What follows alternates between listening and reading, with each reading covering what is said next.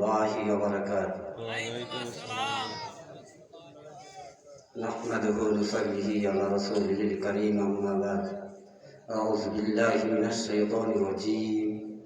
بسم الله الرحمن الرحيم. الذين هم على صلواتهم يحافظون أولئك هم الوارثون الذين يرثون الفردوس هم فيها خالدون.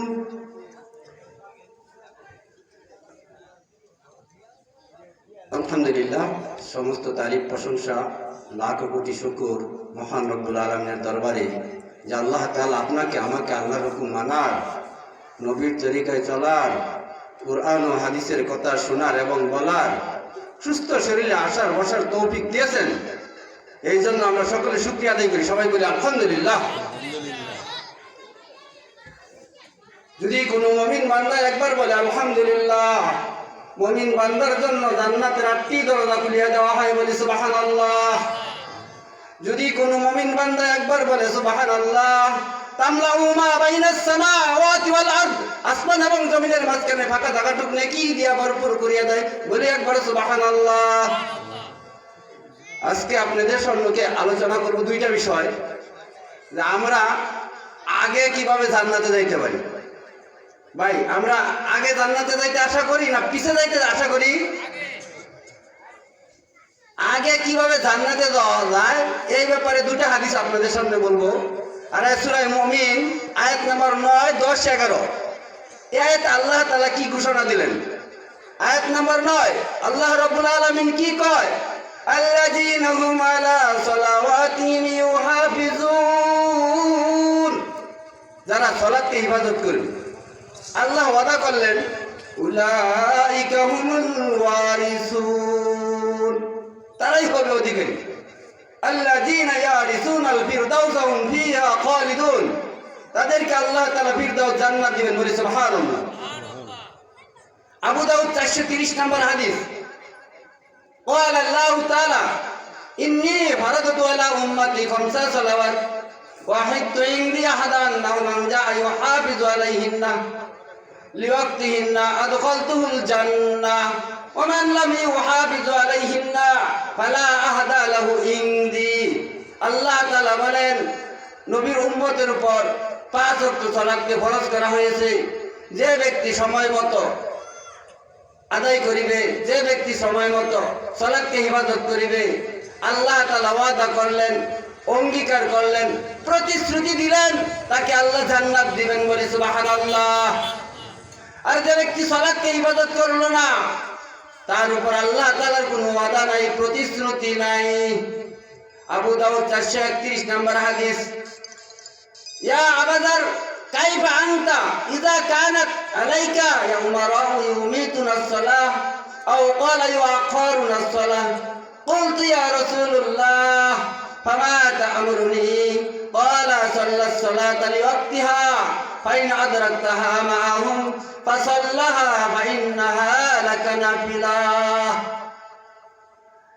আল্লাহ রাসূল একজন সাহাবী, তার নাম ছিলেন আবু যর, তাকে বললেন, হে আবু যর, তোমাদের শাসকগণ যখন তোমার সালাতকে মেরে ফেলবে, বিলম্ব করে আদায় করিবে, তখন তুমি কি করিবা? আবু যর বললেন, ইয়া রাসূলুল্লাহ, আপনি আমাকে নসিহত করুন। আল্লাহ রাসূল বললেন, যখন তোমার শাসকগণ সালাতকে মেরে ফেলবে, বিলম্ব করে আদায় করবে, অক্তকালে আদায় করবে। অক্ত মতো সালাত আদায় করা ফরজ। সালাত আদায় করা যেমন ফরজ, সময় মতো আদায় করা তেমন ফরজ।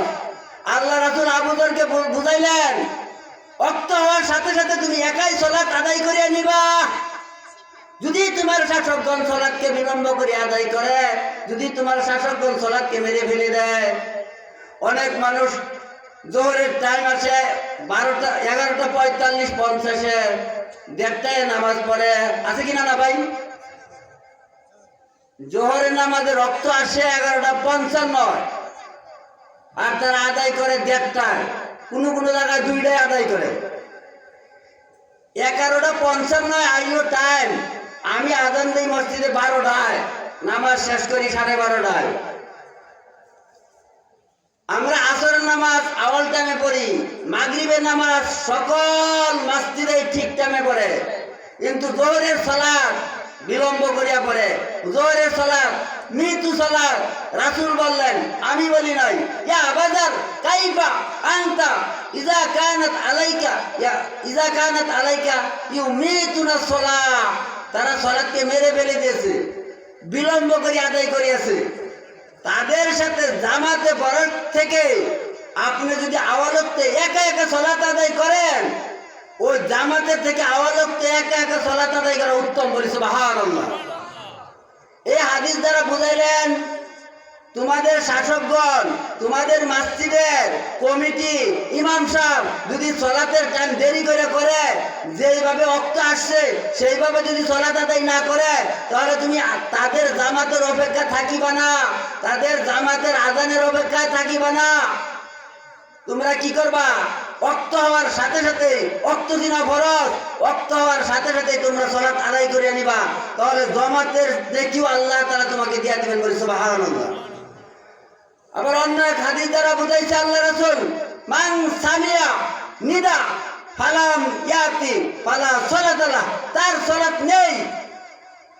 যেই মসজিদে সালাত ওয়াক্ত মতো আযান হয়, জামাত হয় নির্ধারিত টাইমে, ওই মসজিদে যদি কেউ জামাতে সালাত আদায় না করে, সে কামের উযুহাত দেখায়, সে বিলম্ব করিয়া সালাত আদায় করে, আল্লাহ রাসূল বললেন, ওই মসজিদে যদি জামাতের সালাত আদায় না করে, সে যদি বাড়িতে সালাত আদায় করে, রাসূল বললেন তার সালাত নেই, মানে আপনি পড়লেও নাই।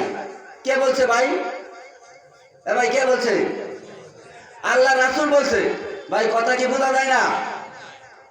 এক হাদিসের দ্বারা বুঝাইলেন, যদি তোমার শাসকগণ সালাত মেরে ফেলে দেয়, বিলম্ব করে আদায় করে, ওয়াক্ত গেলে যদি জামাত করে, দেড় দেয় জামাত করে।